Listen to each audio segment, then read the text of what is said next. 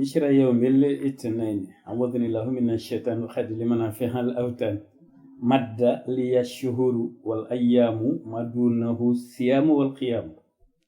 السلام عليكم mbokki taalibe yi seen mbokkum taalibe yi mooy ziar ak dongo yi bëgg wax ak yéen ci nataalu ko tedd ki ndax rek bëgg ku ne ci ñun am barke.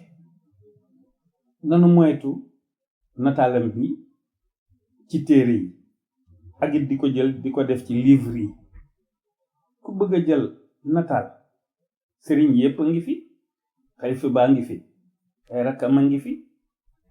wax dëgg yàlla ku bëgg photo mën a jël photo benn sëriñ bu la ci neex jël, waaye am nataalam daal wax dëgg yàlla war nañ cee bàyyi xel te murit ful la.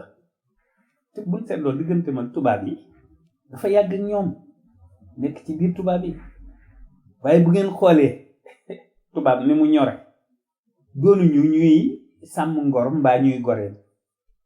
tubaab lu muy def faw mu koy filmer mbaa mu di ko photo. waaw bu dul filmer mu def ak ñoom at yi mu def ak ñoom gisuñu lu dul benn photo bii rek ci ñoom. te na wax nañ ni ci njaarim la te booba dañ ko caa laaj ndigal mu nangu booba.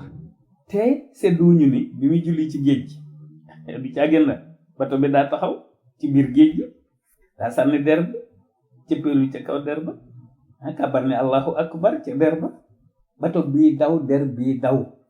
loolu kenn waxu ko, loolu mat a bàyyi xel la ndax kenn soosu ko. salaamaaleykum.